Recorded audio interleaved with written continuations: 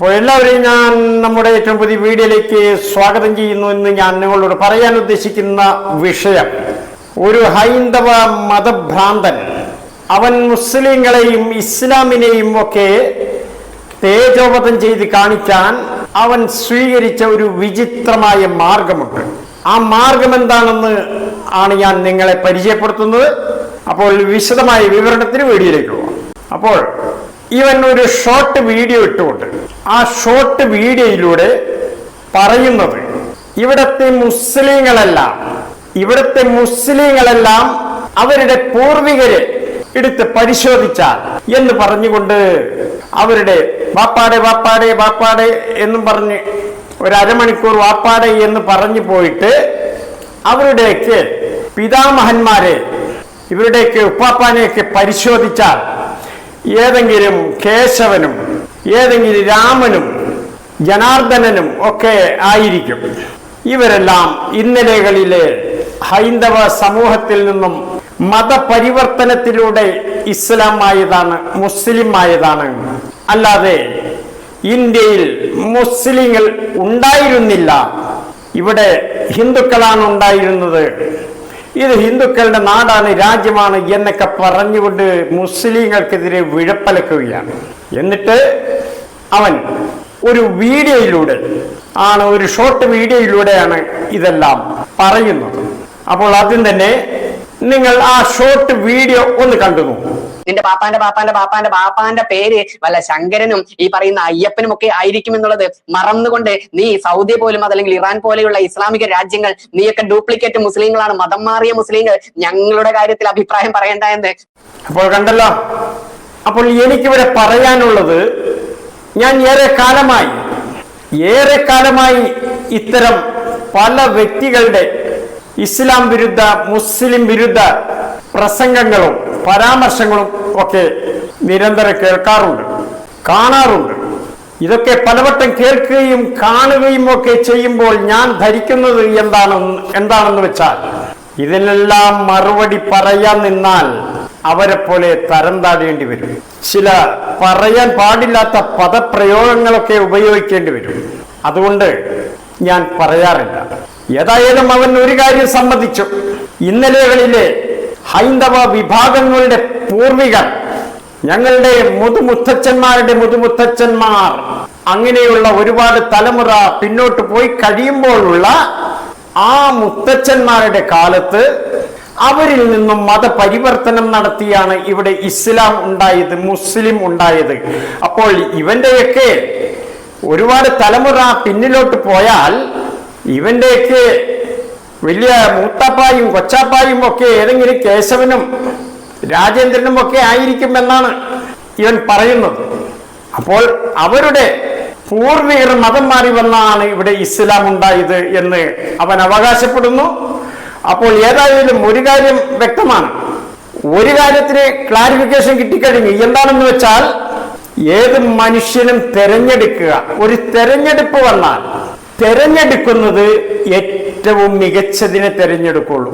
അപ്പോൾ ഇവന്റെയൊക്കെ മുത്തച്ഛന്മാർക്ക് തോന്നി, നമ്മളിപ്പോൾ നിൽക്കുന്ന ഇടം അത്ര സേഫ് അല്ല, അത്ര ക്വാളിറ്റി ഉള്ളതല്ല, അപ്പോൾ ഞങ്ങൾ ക്വാളിറ്റി കൂടുതലുള്ളതിനെ കണ്ടെത്തിയിരിക്കുന്നു, ഇസ്ലാമിനെ കണ്ടെത്തിയിരിക്കുന്നു, അതുകൊണ്ട് ഞങ്ങൾ ഇസ്ലാമിലേക്ക് കൺവേർട്ട് ചെയ്യാൻ പോകുന്നു, അല്ലെങ്കിൽ കൺവേർട്ട് ചെയ്തു എന്ന് അവർ അവകാശപ്പെടുന്നു എന്നാണ് ഇവൻ പറയുന്നത്.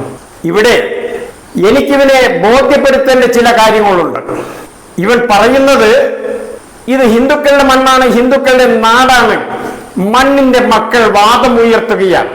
ഇത് ഞങ്ങളുടെ മണ്ണാണ് എന്നുള്ള മണ്ണിന്റെ മക്കൾ വാദം, അവന്റെ മണ്ണിന്റെ മക്കൾ വാദം അവിടെ നിൽക്കട്ടെ.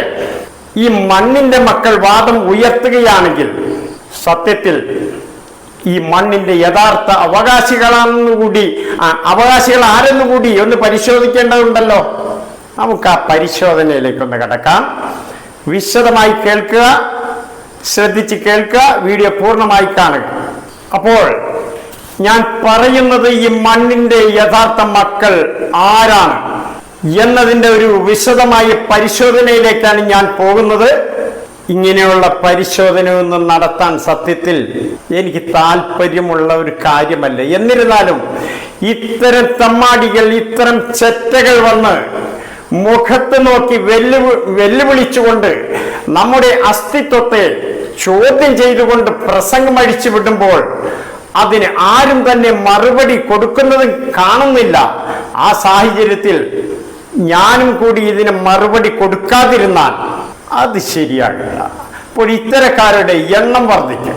അതുകൊണ്ട് ഞാൻ പറയുകയാണ്, ഇന്ന് ഈ ഇന്ത്യയിലെ ജനസംഖ്യ, പൊതുജനങ്ങളുടെ കണക്ക് എത്രയാണ് എന്ന് ചോദിച്ചാൽ ഏറെക്കുറെ ഒരു 145, 140-നും 145 കോടിക്കും ഇടയിലാണ് ഇന്ത്യയിലെ ജനസംഖ്യ. ഒരു 10 കൊല്ലം മുമ്പത്തെ ജനസംഖ്യ എടുത്താൽ ഒരു പക്ഷേ ഒരു 138 കോടി 37 കോടിയൊക്കെ ഉണ്ടാകാം. അങ്ങനെ ഒരു 10 കൊല്ലം വെച്ച് പുറകോട്ട് പോകുമ്പോൾ ആഗോളതലത്തിൽ തന്നെയുള്ള ജനസംഖ്യ വളരെ തുച്ഛമായിരിക്കും.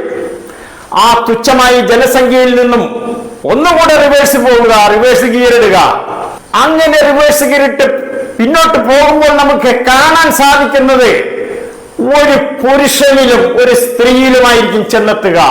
ഞാൻ പറഞ്ഞു വരുന്നത് ആദമിലും ഹവ്വയിലും ചെന്നെത്തുന്നു എന്നുള്ളതാണ്. ഈ ഭൂമിയിൽ ദൈവം തമ്പുരാൻ ആദ്യമായിട്ട് ഇറക്കിയത് ആദമിനെയാണെന്നും ആദമിൽ നിന്നും ഹവ്വയെ സൃഷ്ടിച്ചു എന്നും ആ ആദം ഹവ്വയുടെ സന്തതികളാണ് ഇന്ന് ലോകത്തെമ്പാടും പടർന്ന് പന്തലിച്ചു കിടക്കുന്നതെന്നും നമുക്ക് മനസ്സിലാക്കാൻ സാധിക്കും. അപ്പോൾ ഇത്തരം ചെറ്റകൾ മേലിൽ ഇത്തരം വർത്തമാനങ്ങൾ പറയരുത്. ഇനി പരിശോധിക്കേണ്ടത് ആരായിരുന്നു ആദം ഹവ്വ. ഇസ്ലാമിക ലോകം ആദമിനെ ആദം നബി എന്നാണ് പറയുന്നത്. ഇസ്ലാമിക ലോകത്തിന്റെ ആദ്യത്തെ പ്രവാചകനാണ് ആദം. അന്ത്യപ്രവാചകനാണ് മുഹമ്മദ് നബി. ആദം മുതൽ മുഹമ്മദ് വരെ 1,25,000-ഓളം പ്രവാചകന്മാർ ഈ ഭൂമിയിൽ അള്ളാഹു അയച്ചിട്ടുണ്ട് എന്നാണ് കണക്കുകൾ സൂചിപ്പിക്കുന്നത്.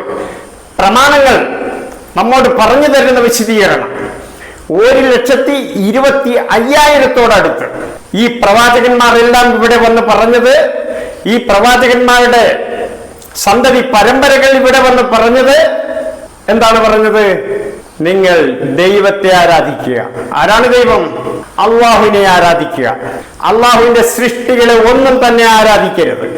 അങ്ങനെ നോക്കുമ്പോൾ ഈ ലോകത്ത് ആദ്യമായി കാലുകുത്തിയതാരാണ്? ഈ ഭൂമിയിൽ തന്നെ ആദമാണ്. ആദം ആരായിരുന്നു?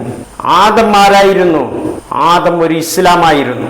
അതുകൊണ്ടാണ് അള്ളാഹുവിനെ കുറിച്ചും അള്ളാഹുവിനെ അനുസരിക്കേണ്ട അനുസരണ രീതികളെ കുറിച്ചും ഒക്കെ ആദം ക്ലാസ് എടുത്തത്.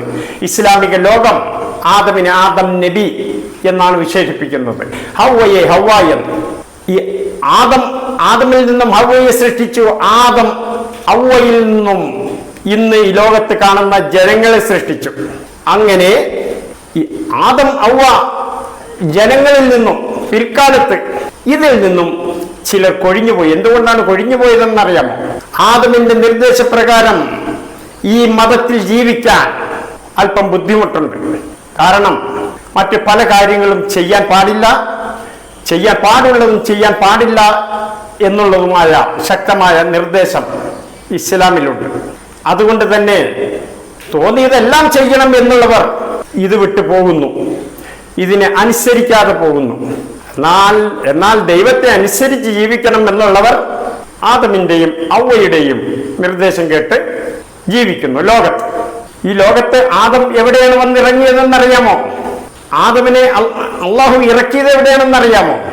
ഇന്ന്, അതായത് ഏതാനും നാളുകൾക്ക് മുൻപ് വരെ ഇന്ത്യയുടെ ഭാഗമായിരുന്ന ഈ ശ്രീലങ്കയിലാണ്. അപ്പൊ ചോദിക്കും, അന്ന് ശ്രീലങ്കയെന്നും ഇന്ത്യയെന്നും അമേരിക്കയെന്നും ബ്രിട്ടനും ഫ്രാൻസും എന്നൊക്കെ പറഞ്ഞ് രാജ്യങ്ങളുണ്ടോ എന്ന്? ഇല്ല, അന്ന് ഒരു രാജ്യവുമില്ല. ഈ ഭൂമി മൊത്തം ഒന്നായി കിടക്കുന്ന പ്രദേശമാണ്. വിവിധ രാജ്യങ്ങൾ തിരിഞ്ഞിട്ടില്ല. കാരണം ജനങ്ങൾ ഇല്ല, ആദം ഹവ്വയൊക്കെ ഉള്ളൂ. പിൽക്കാലത്താണ് രാജ്യം ഒരു പ്രദേശം, ഭൂഖണ്ഡം അങ്ങനെയൊക്കെ വേർതിരിക്കലൊക്കെ ഉണ്ടായത്. അപ്പോൾ ഈ ശ്രീലങ്കയിലാണ് ആദം വന്നിറങ്ങിയത്. ആദം ഇറങ്ങിയ സ്ഥലം ഇപ്പോഴും ലോകത്തെമ്പാടുമുള്ള ജനങ്ങൾ അവിടെ ആദം മല കാണാൻ ടൂറിന് പോകാറുണ്ട്. നമുക്ക് പോകണമെങ്കിലും അധികം ബുദ്ധിമുട്ടൊന്നുമില്ല. അപ്പോൾ അതിന് ഇപ്പോഴും രേഖയുണ്ട്. ആദം ഇവിടെ വന്ന് ജനങ്ങളോട് പറഞ്ഞത് എന്താണ്? ആദമിൽ നിന്നും ഉണ്ടായ ജന പരമ്പരയാണ് ഇന്ന് ലോകത്ത് കാണുന്നത്. നിങ്ങൾ ദൈവത്തെ ആരാധിക്കുക, ദൈവത്തെ മാത്രം ആരാധിക്കുക, ദൈവ സൃഷ്ടികളുടെ പിന്നിൽ പായരുത്, പോകരുത് എന്നാണ് പറഞ്ഞത്. അപ്പോൾ ഈ പ്രപഞ്ചത്തില് ആദ്യമായിട്ടുണ്ടായ സമുദായം ഏതാണ്? ചിലരൊക്കെ പറയുന്നുണ്ട് മുഹമ്മദ് നബി കൊണ്ടുവന്നതല്ലേ ഇസ്ലാം മതം എന്ന്. ഒരിക്കലുമല്ല. മുഹമ്മദ് നബി ഇസ്ലാമിലെ അന്ത്യപ്രവാചകനാണ്. ഇസ്ലാം മത പ്രബോധനം ആദമിലാണ് തുടങ്ങിയത്. ആദമിൽ തുടങ്ങി കോടാനകോടിക്കണക്കിന് വർഷങ്ങൾക്ക് ശേഷമാണ് മുഹമ്മദ് എന്ന പ്രവാചകൻ ജനിക്കുന്നത് തന്നെ. ആദമിൽ തുടങ്ങി ഈ ഇസ്ലാമിക പ്രബോധന പ്രവർത്തനം അവസാനിച്ചത് മുഹമ്മദിലാണ്, മുഹമ്മദ് നബിയിലാണ്. മുഹമ്മദ് നബിയിലൂടെയാണ് ഇസ്ലാമിനെ സമ്പൂർണമാക്കിയത്. അല്ലാതെ ഇസ്ലാം നബി കൊണ്ടുവന്ന മതമാണ് എന്നൊക്കെ ചില യുക്തിവാദികളും നിരീശ്വരവാദികളും കമ്മ്യൂണിസ്റ്റുകളും ഒക്കെ ഇരുന്ന് പ്രസംഗിക്കുന്നതും പറയുന്നതും ഒക്കെ ഞാൻ കേൾക്കുകയും കാണുകയും ഒക്കെ ചെയ്തിട്ടുണ്ട്. ശുദ്ധ വിഡ്ഢികളാണ് അവർ, ചരിത്രം പഠിക്കാത്തവർ. അപ്പോൾ ഞാൻ പറഞ്ഞു വരുന്നത് 1400 വർഷങ്ങൾക്ക് മുൻപ് വന്ന മുഹമ്മദ് നബി കൊണ്ടുവന്ന മതമൊന്നും അല്ല ഇത്.